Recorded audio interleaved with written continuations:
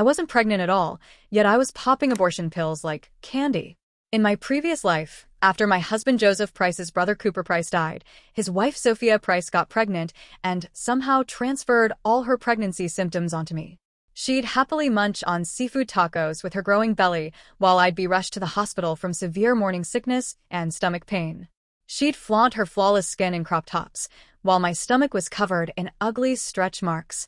When I tried to explain this to Joseph, he brushed me off coldly. "There's a limit to how much attention you can demand," he said. "Cooper's gone, and Sophia's carrying his only child. It's normal for me to support her. Why are you making trouble?" After that, Sophia's behavior got worse. She did reckless things during her pregnancy, like eating mango cake she was allergic to.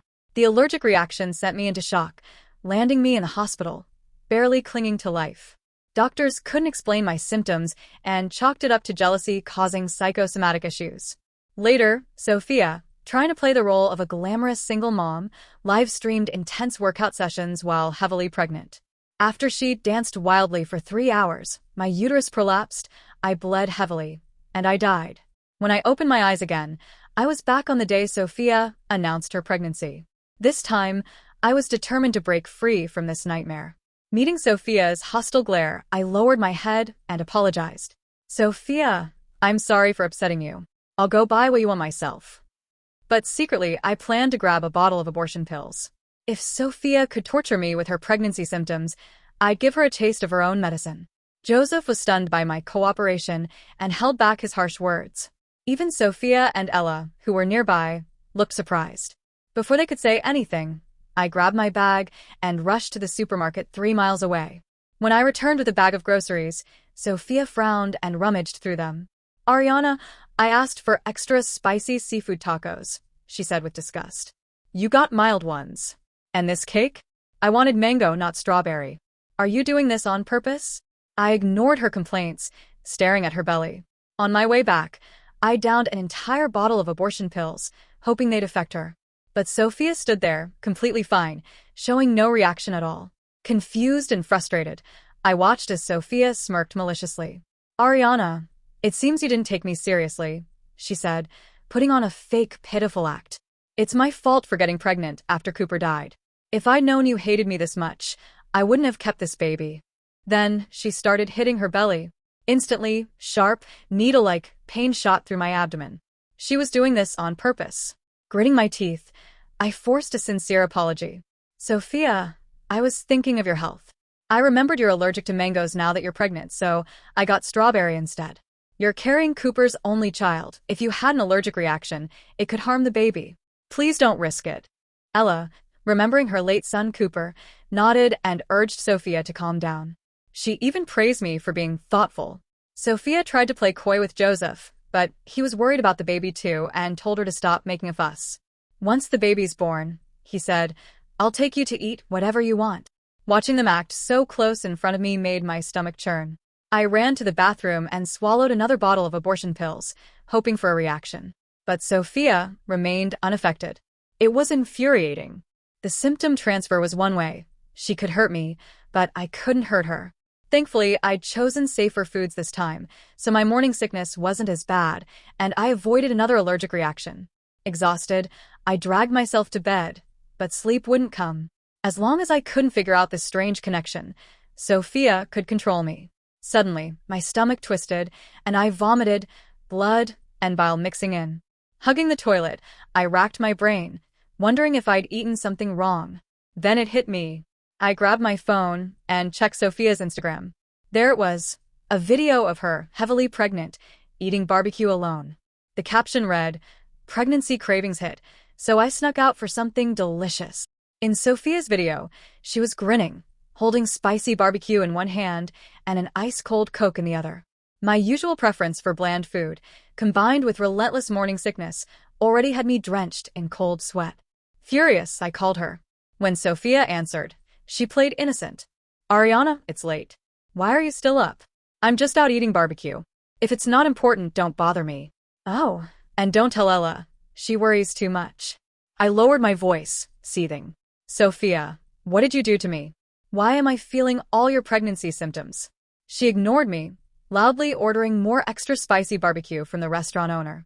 My stomach churned violently, and I vomited, my body shaking with weakness.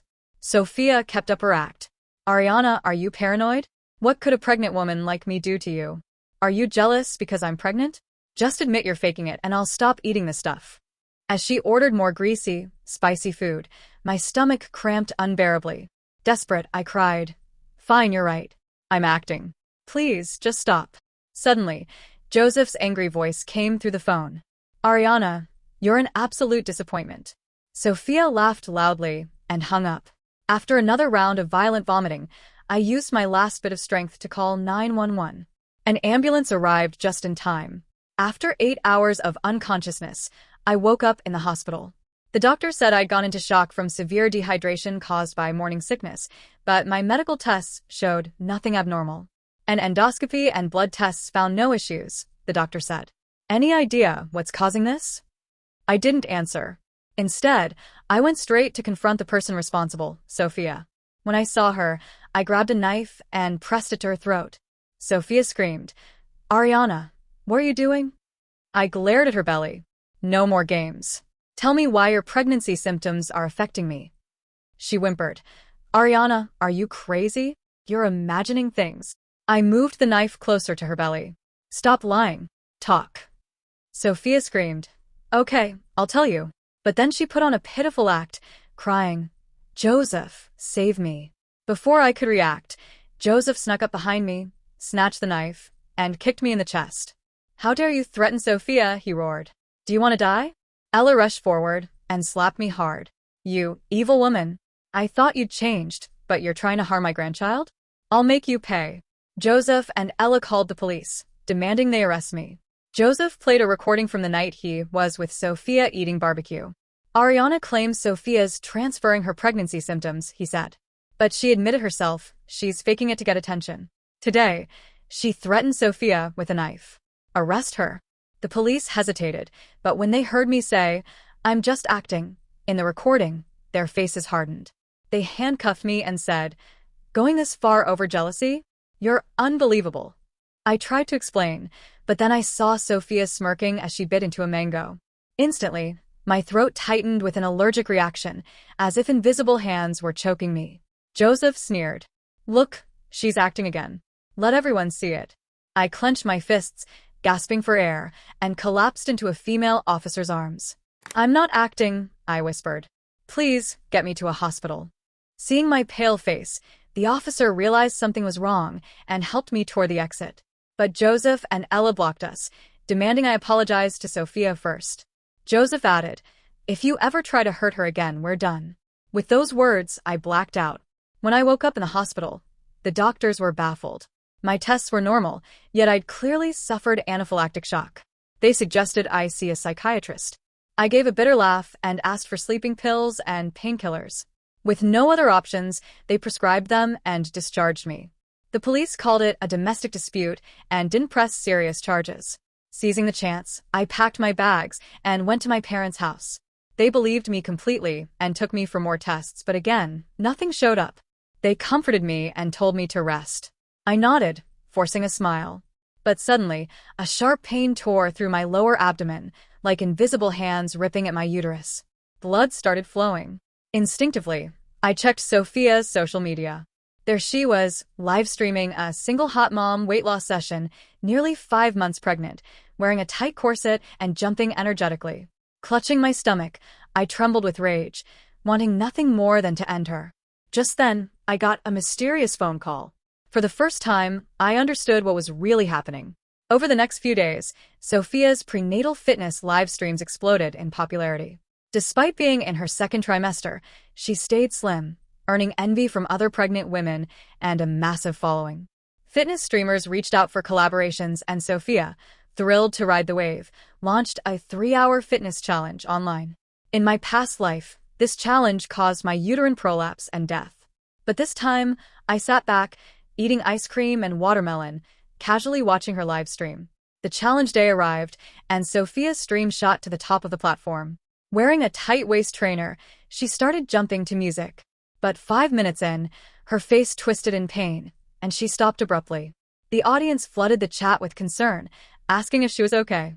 Sophia, seeing viewers leave, shook her head and prepared to keep going. But the moment she jumped again, she lost control, urine streaming down her thighs in front of hundreds of thousands of viewers. Clutching her stomach, she fainted from the pain. Watching this, I laughed with satisfaction. Soon after, Joseph called me, furious. "What did you do to her?" he demanded. Sophia's fitness challenge ended in disaster, and her public embarrassment, wetting herself on livestream, spread like wildfire online. Netizens criticized her for risking her pregnancy with reckless stunts, and some even mocked her with the nickname, Incontinence Lady. Sophia had humiliated herself in front of the world. After fainting, she was rushed to the hospital. The doctor's examination showed nothing seriously wrong, recommending only rest. Joseph and Ella, unconvinced, pressed the doctor. "If she's fine, why did this happen?" The doctor glanced at Sophia's protruding belly and explained calmly, "Pregnancy expands the pelvis, which can cause incontinence. It's normal." Joseph and Ella's faces paled and they muttered, "That's impossible." When Sophia woke, she covered her mouth and rushed to the bathroom, vomiting violently. For days, she had no appetite, gagging at the smell of food, feeling weak, dizzy, and barely able to function. Strangely, Joseph and Ella's attitude shifted. Instead of taking Sophia to the hospital again, Joseph confronted her coldly. "What's going on? Are you copying Ariana's act to get sympathy?" Sophia, pale and trembling, replied, "Joseph, I don't know what's wrong. I'm nauseous, weak, and my stomach hurts. Am I even pregnant?" Joseph cut her off sharply. "How could an infertile woman like you be pregnant? Stop pretending." Watching this through a surveillance feed, I froze. This was the first time in my second life that I'd learned the truth. Sophia couldn't have children. Suddenly, everything clicked. In my past life, Joseph was so sure Sophia wasn't transferring pregnancy symptoms to me because she wasn't pregnant. He let her eat unhealthy foods without worry because there was no baby at risk. But why did Joseph and Ella play along with Sophia's fake pregnancy, using the child to justify his attention to her? Joseph's next words answer my question. Joseph glared at Sophia. "If my illegitimate child didn't need a legitimate identity to join the Price family, you'd have been kicked out by me and my mother long ago. Why else would we bother with this fake pregnancy? I invested a fortune in your live stream to make you famous, and you ruined it. All that money wasted." Watching this, I finally understood what had been hidden in my past life. The Price family, though not a wealthy dynasty, was prominent locally and desperate for a male heir to carry on their name. I had no interest in having children, and Sophia, infertile after marrying Cooper, left Ella anxious. So, Ella paid a young woman from a poor village $30,000 to sleep with Joseph and bear his child. When the woman got pregnant, Joseph and Ella hatched a plan. They could have asked me for a divorce, but Joseph didn't want to lose access to my family's resources. Plus, as a government worker, an illegitimate child from an affair could cost him his job. So, they had Sophia fake a pregnancy. On her delivery day, they planned to pass off Joseph's child as Cooper's, securing the baby's place in the Price family. Officially, the child would be Cooper's heir, but in truth, it was Joseph's. This way, Joseph could keep me in the dark and later adopt the child as his own. Sophia, widowed and infertile, faced a bleak future if the Price family cast her out. So, she agreed to the scheme, using it to extort money from Joseph and build her live streaming career, hoping to strike it rich. Their act was convincing. Without this second chance at life, I'd still be clueless, manipulated at every turn. Joseph had poured over $1 million into Sophia's live stream, but her public humiliation, wetting herself and fainting, tanked it all. The scandal was so bad that Joseph's bosses called, warning him to keep a low profile. Furious, but helpless, Joseph knew arguing wouldn't fix things. He had to salvage the situation. Meanwhile, Sophia suspected her sudden symptoms were tied to me. Soon, Joseph called me. "Ariana, what did you do?" "Sophia's in the hospital because of you." I laughed coldly. "Joseph, I haven't seen Sophia in weeks. Why are you so quick to blame me?" Got a guilty conscience. Joseph fell silent on the phone, unable to respond. It wasn't until my mother, Everly, called me for dinner that he finally spoke. "You went home." I didn't want to waste another second on him, and started to hang up when Sophia's voice cut in. "Ariana, why'd you go home? What's it to you?" I snapped, my voice icy. Sophia, unfazed, continued shamelessly. "When are you coming back?" Joseph, Ella, and I miss you so much. Suppressing my nausea, I lied. Probably in a week. Sure enough, right after we hung up, Sophia posted a video announcing she'd restart her fitness challenge in a week. In the clip, her makeup was flawless as she claimed her previous failure was due to lack of preparation. The internet buzzed with excitement, and hundreds of thousands signed up for her live stream. But I noticed something. Sophia wasn't wearing her usual midriff-bearing outfits. She was likely hiding stretch marks, marks that, in my past life, mysteriously appeared on my belly despite never being pregnant. Back then, those ugly stretch marks ruined my intimacy with Joseph. He'd mock me openly saying, "Can you eat less? Those fat lines on your stomach are disgusting." I tried to explain they were stretch marks, not fat, but he'd only mock me more. Stretch marks? You haven't had a kid in years. Are you that desperate for my children? Get those ugly marks removed. Recalling those humiliating moments, I let out a cold laugh and closed the video. Then I contacted a top divorce attorney and began sorting out property division with Joseph. I instructed the lawyer to draft divorce papers and devise a plan to ensure Joseph left the marriage with nothing. I also gathered every piece of evidence I could find on Joseph and Sophia's schemes. Meanwhile, I kept tabs on Sophia. She'd been visiting hospitals for her persistent morning sickness and incontinence, but ultrasounds revealed she wasn't pregnant. The doctors, confused, suggested a psychiatrist, but Sophia, guilty and scared, refused. This made Joseph suspicious. He thought she was faking illness to slack off. "Don't think you're untouchable just because you know my secret," he told her. "If you don't recover my losses, you're out of this house." Joseph had never cared for Sophia. He found her, a widowed and infertile woman, a burden on the Price family. But Sophia, hooked on the hundreds of thousands she'd earned from live streaming, couldn't afford to be cast out. Cooper had left her little, so she gritted her teeth and agreed to Joseph's demands, even buying adult diapers to avoid another live stream mishap. A week later, as I stepped out of my car, I spotted Joseph and Sophia in the distance. Joseph approached me with a fake smile, trying to take my hand. "Ariana, you're back. Sophia and I missed you, and Mom's waiting for you at home." I yanked my hand away in disgust. "Get to the point. I'm busy." Annoyed but forcing a calm tone, Joseph said, "I know I've been too focused on Sophia, and it upset you. That's my fault. But we're family, we share the good and the bad, right? Sophia's fitness livestream is in a few hours, and one of the co-hosts canceled. Could you fill in on camera? I'll split the streaming revenue with you." I saw through their plan instantly. They couldn't figure out what I'd been doing, so they wanted me where they could watch me during the live stream. Sophia came over to teach me the fitness routine. As I changed into workout clothes and bounced around energetically, she swallowed nervously. "Ariana, keep your movements small during the routine. I'm pregnant and can't keep up with you." Her makeup couldn't hide her exhaustion, and her voice was weak, like she might collapse. I smiled, feigning kindness. "Sophia, you're too modest. We're family, and since I'm helping with your live stream, I'll give it my all. Don't worry, I can do these routines for 6 hours straight." I turned to Joseph. "Right, Joseph?" He nodded eagerly. "Exactly. With Ariana's dedication, this live stream will be a hit." The live stream began, and the viewer count soared to hundreds of thousands. Sophia barely finished her opening remarks before starting the fitness routine. She had me demonstrate first, and I was happy to steal the spotlight. With upbeat music blaring, I did exaggerated stretches, high leg lifts, and swung my body side to side with force. Sophia's face grew paler with every move. The more energetically I danced, the weaker she became, until she couldn't even speak to stop me. When I leaped high again, a familiar foul smell hit the air. A puddle of yellow liquid formed on the floor. I pointed at it and shouted, "Stop. Sophia, did you wet yourself again?" With hundreds of thousands of viewers watching the live stream, all eyes locked onto Sophia's soaked crotch after I called out her accident.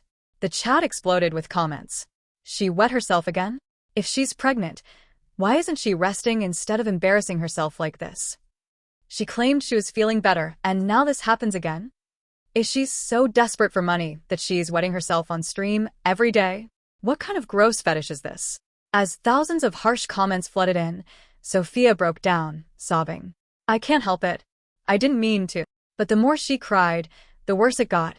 Urine kept flowing, and milk started leaking from her nipples, soaking her yoga outfit. Joseph, stone-faced, yanked her back. This live stream isn't over. Are you going to claim you're uncomfortable because of pregnancy again?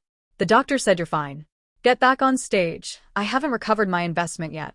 Sophia, desperate, pleaded that she was genuinely unwell, but Joseph wouldn't hear it.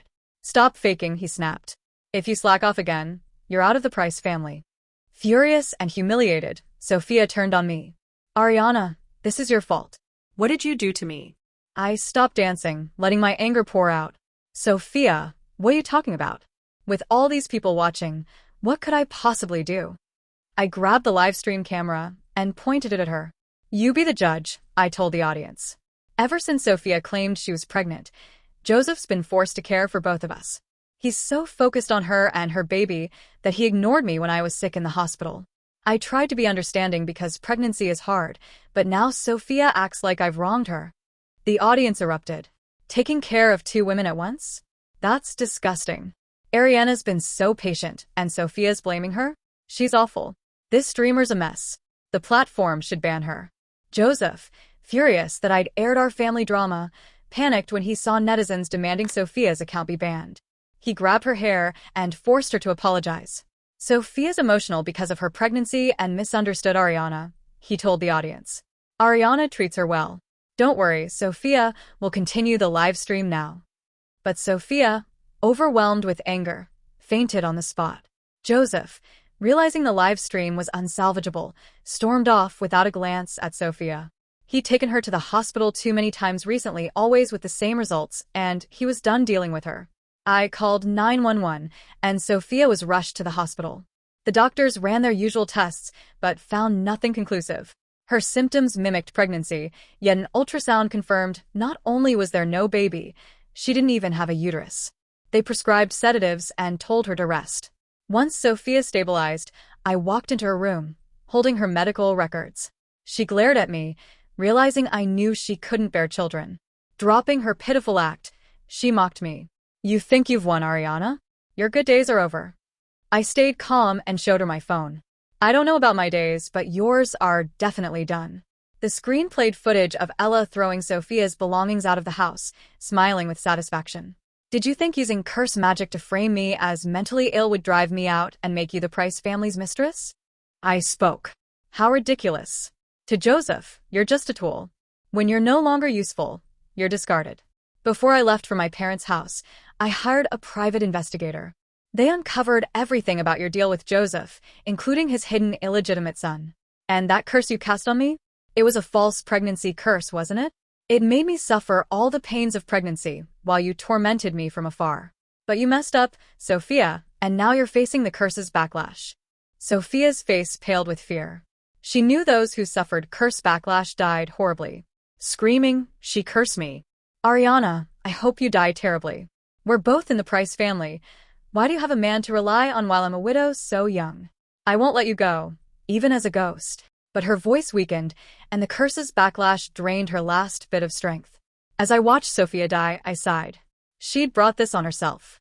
If she hadn't used curse magic to harm me, she might have been just a pitiful woman used by others. But her choices destroyed her.